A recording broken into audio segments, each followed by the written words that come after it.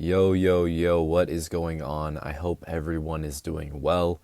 Welcome on back to the deeper dive. I have an update on Velo once again. I like to provide the news that has been going on lately that I think is important. And as well, I have some videos on the way that are more specific to certain things to do with Velo and other parts of the digital asset ecosystem. If you are new here, please do subscribe and check out some of the other videos, especially my early on videos, to be caught up on Velo. Getting into things, one of the biggest talks lately has been around the Thai Baht handout, which is a multi-billion-dollar handout that many of us in this community believe is going to happen with Velo Labs technology. Specifically, looking at this video that is about the Thai Baht handout, we can see how they say it will generate economic growth. This sounds very familiar to this older video we had of Beam talking about the Thai Baht handout, saying how they can use geofencing to drive the money multiplier by 5 to 6 times. And we can listen to that right here. The Thai government is exploring putting this $300 free money to the national digital wallet and put it under the smart contract and try to do the geofencing in a way that can drive the money multiplier to about, let's say, 5 to 6 times. So what that means is that when the government put in $20 billion, it could actually grow the GDP by about $100 billion.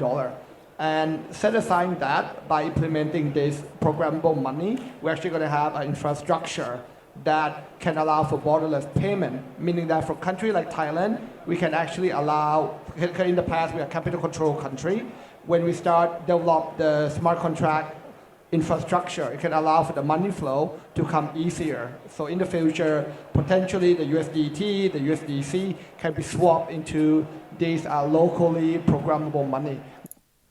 So isn't that interesting how he says as well, specifically USDC and USDT can be swapped to the programmable money?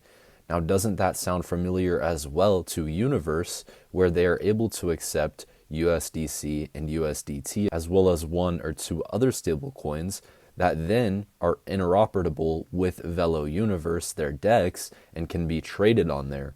So that sounds very similar to what Velo has already built in terms of what is going on with the Thai Baht handout. Not only that, but Velo in an announcement on a blog post a while back said that they would tap on to the handout. Then we had Beam talk about the handout at this conference, so it seems like they knew a little bit more than they should have concerning the handout a long time ago. So this may be some of the biggest news that we get for Velo in 2025, and I'll be excited to keep you guys updated on that. ChartNerd TA on X shared some interesting stuff about the list of participants for the QR code payment project under the regulatory sandbox by the Bank of Thailand, noting that Siam Commercial Bank was one of the participants, which we know they have done work with Velo Labs' sister company Lightnet Group, and we also had UOB as a participant,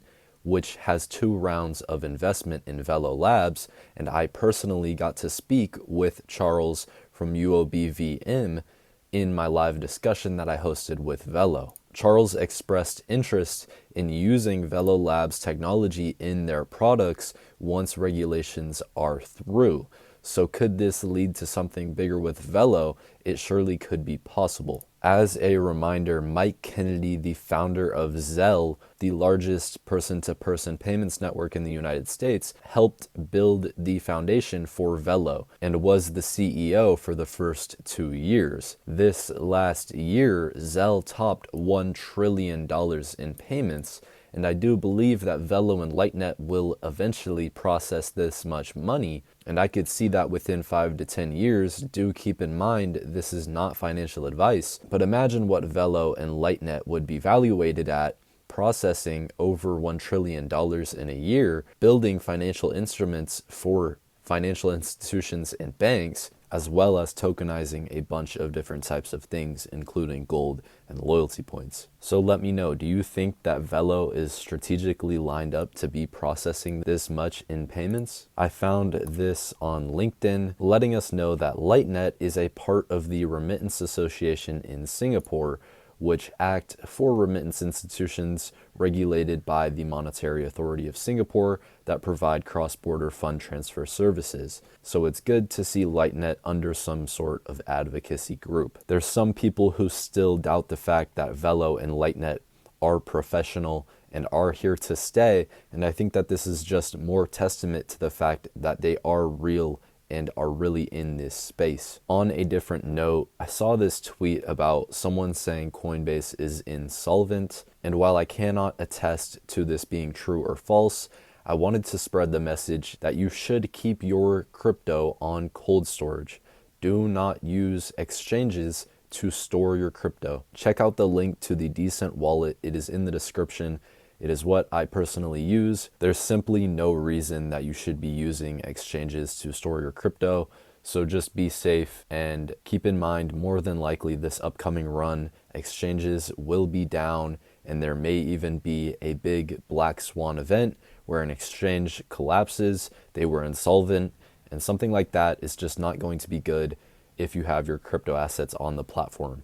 On a final note about Velo, they posted a progress update on digital gold in Laos that they are tokenizing on the blockchain, and to sum it up, they are working diligently to bring the project to full operation, which is always great to see. I do think that the Velo team has been building lots. They have lots of employees, and I think they do understand that if they're working hard right now, then there's going to be a big reward for Velo, especially in the long term. So to see a company like this self-aware and aware of what the token is doing, as well as the community needs, it's all very good. If you guys have any thoughts on anything I spoke about, let me know. I'm very excited for the future of Velo and Lightnet. The handout may just be the biggest thing in 2025 for Velo Labs. But if it's not, then I'm sure we'll have other big stuff come along the way. Let's keep our eyes peeled, but our expectations low, even though everything does line up very nicely. Please do hit the like button, subscribe. Let me know what you think. I'll talk to you guys in the next one. Peace.